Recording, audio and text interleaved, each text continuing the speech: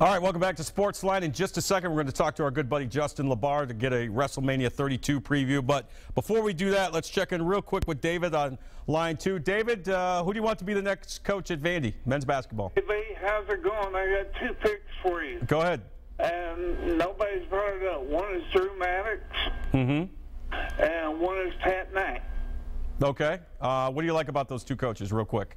Well, you know, Drew graduated from Vanderbilt. Right. And I would like to see him get, you know, being a Vanderbilt graduate and everything. And I just like Pat Knight. You know, a lot of people don't like his father, Bobby Knight. Right. But Pat's a darn good coach. Yeah, he's you know, he's done a decent job. Real quick, were you happy to see Kevin Stallings go? Did Vandy make the right decision not standing in Kevin Stallings' way when he left for Pittsburgh? You know, I'm going to put it to you this way. He may have been the winningest coach at Vanderbilt, but the way that I think, you know, I think Roy Skinner put Vanderbilt on the map. I think Roy Skinner is the greatest coach to come out of basketball coach to come out of Vanderbilt. And that's just the way I feel, you know that. Sure. I mean, hey, look, nobody supports Vandy more than you, David. I thank you for the call. We appreciate it. Our good buddy David checking in.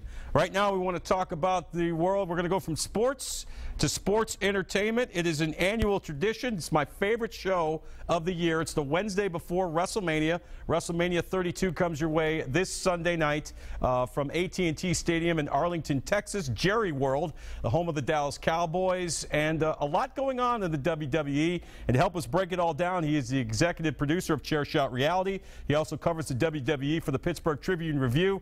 Good friend of mine going back a few years, Justin LaBar. Justin, it's great to have you back on the Wednesday extravaganza pre-WrestleMania. How are you? John, it's great to be back. Thanks for having me. I love this tradition we have, and unfortunately, I had to plan until I heard that last caller. You know, I'm leaving for Dallas tomorrow, and I was going to drop Kevin Stallings off there in Tennessee to you guys on my way if you wanted to have him back, but I guess that caller's not too thrilled with that one. Well, I'm sure you've been following the situation in Pittsburgh, my old stomping grounds. Kevin Stallings not a very popular pick amongst the Panther Nation. He's about as popular these days as Roman Reigns is in the WWE. That's very correct. I was actually at that presser when they introduced Kevin Stallings, and yeah, it felt like Roman Reigns coming to the ring, so great analogy. All right, let's get into it. Let's start with Roman Reigns. Listen, it's pretty obvious that, and for those who don't know, he's in one of the main events on Sunday. He's going to take on Triple H for the WWE Championship at WrestleMania. You know, when you think about Roman Reigns, for whatever reason, he is just not connected with the crowd the way a John Cena has, the way a Rock has, Stone Cold Steve Austin. We can go down the line, but it's pretty obvious that Vince McMahon wants him to be the guy in the WWE. Where's the misconnect from where you sit between Roman Reigns and the fans? I don't really think there is a disconnect. I think a lot of this is just there's fans that have made up their mind that they don't like him, or they're just going to cheer, or they're going to go against him and not cheer him, simply because it's turned into become this cool novelty of let's just go against what WWE wants. Oh, here's a guy that we know, we read on the internet, he's a WWE, handpicked guy. They want him to be the next top babyface, so we're going to go against it. It started with, unfortunately, Roman Reigns, and it was in the wrong place at the wrong time when it came to Daniel Bryan. This dates back a couple years ago with the Royal Rumble. So it starts there, and then it's just grown off of that to where it's become a cool thing to where these TV crowds. Because if you go to a non-TV show, if you go to what they they call house shows, right?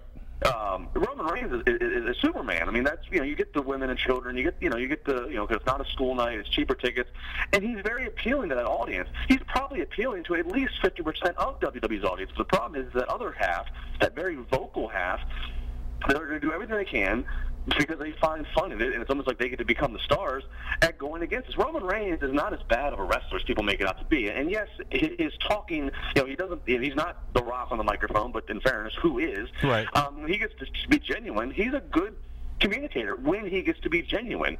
And he's got a great look. You sit down, you do the casual test, John.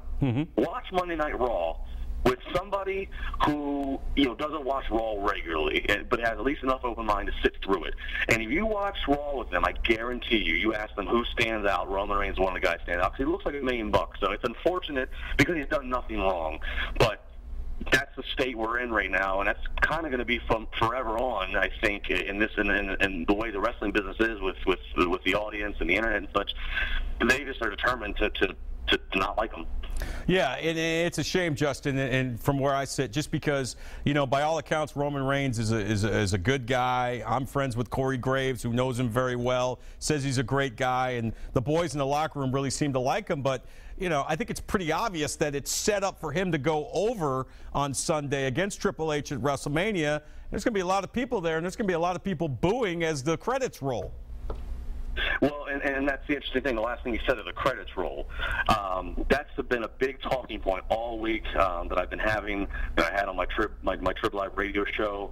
I'm continuing to have is do you end the night with this title match? And I brought it up to Kevin Eck, who was on my show, and people can download this if they subscribe to Trib Live Radio on iTunes. Mm-hmm. I brought up to Kevin Eck, who's a former WWE creative writer. I said, do you end the night with this title match knowing what you're going to get with the crowd? Right. I asked it to Kevin Nash, Hall of Famer, and Kevin Eck said, he had a little bit more sympathy. He could see maybe he might want to wiggle room this card, maybe end with the Hell in a Cell.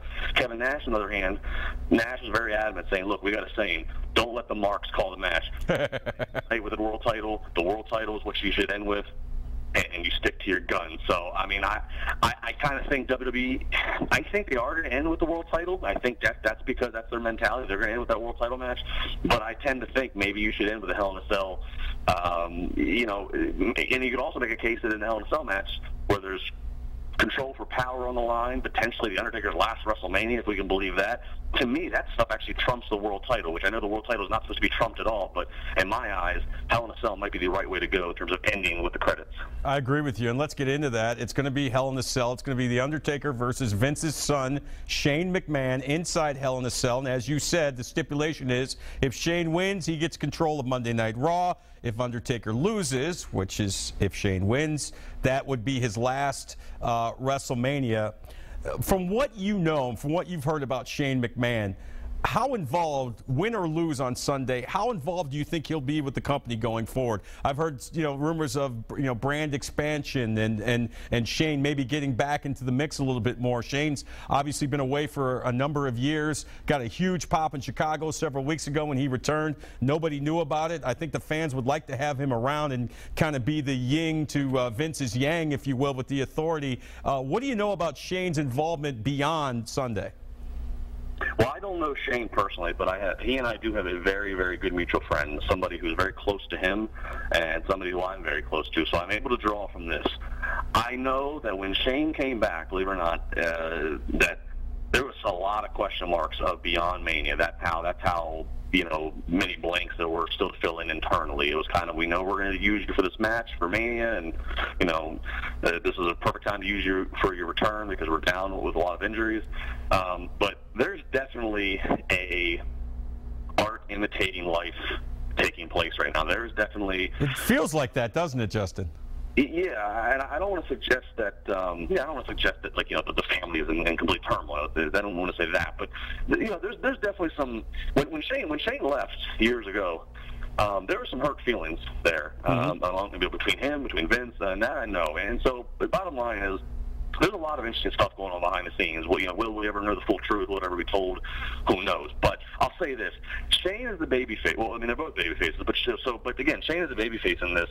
Normally, and you know this, John, when you have a match of this magnitude, and there's a stipulation for the babyface to win power if he wins, normally the babyface follows through and gets it. Very rare does the babyface not get it. Now that's interesting because again, supposedly if Shane gets it, that then means that The Undertaker's done with WrestleMania. So it's interesting. But I do think Shane is going to win this match. Not sure how, but I think he's going to win this match. And I think he is going to be around to some extent. Maybe he's not necessarily even on TV every week post-Mania, but I do think he's going to win. And I don't think he's going to lose a Mania and then he's just going to disappear again. I don't think that's going to happen. Well, I'll tell you one thing. I had to run home before I had you on to watch Monday Night Raw. It was my first chance to watch this past episode of Monday Night Raw, and Number one, Shane McMahon looks in phenomenal shape, and number two, he can still do those crazy bumps he was famous for. Obviously, he did the famous off the top of the ropes through the table. So I think the fans, like I said, I think the fans would love to see Shane McMahon beyond this, and you would have to think, as you said, this wouldn't be just a one-off with Shane. Yeah, and I mean, yeah, you're right. Shane looks, I mean, for a guy who's, what, I mean, like 45, 46 years old, phenomenal shape. I said it the other day on Twitter, at Justin LeBar, he's going to make Salt and Pepper look as good at WrestleMania since WrestleMania 11, if you know what I mean. Well, good. Well done by you. All right, let's talk about one of the other matches that is getting some attention. We got a three-way match for the Divas title between Charlotte, Ric Flair's daughter. We've got Becky Lynch, the Irish girl, and of course Sasha Banks, who's getting over big time with the crowd, a.k.a. the Boss. There was supposed to be this quote-unquote Divas Revolution, which started late last summer. Where do you see that, and do you think the three-way is a good idea? I think Charlotte versus Sasha one-on-one would have been a better choice. Well, I think we can debate that. I'm okay with this triple threat. I think, you know, I was there in October at the NXT TakeOver special. Yeah. Was there when Sasha and Bayley had that Iron Woman, that 30-man Iron. Oh, incredible match. I think then Triple H knew that, you know, barring any injuries or anything like that, that I think he knew that WrestleMania 32 was going to be meant for Sasha Banks, you know, to have her big night. I think she's going to win. I don't have any doubts about Charlotte holding on to this title or anything like that. I think it's definitely going to go to Sasha Banks. And again, you know, again, this encourage people to follow my Twitter. I tweeted this a couple days ago. I said, I think the hours are ticking on the Divas title, and you know, some rumors and reports are out there. I'll just go ahead and say my prediction: Sasha Banks is going to win Sunday. Wow. Sunday, the Divas title goes away, and it goes back to being the women's championship. Wow. Hey, Justin, I'm up against the break. Can you hang with me for another segment? Absolutely. All right, we'll take a quick break. Justin LeBar from Chairshot Reality, the Pittsburgh Tribune Review. We're talking WrestleMania. We're going to get more of his thoughts on the big card on Sunday, and maybe some surprise people that aren't on, maybe not advertised on the card. Maybe they'll show up. We'll ask Justin when we come back. Stay with us.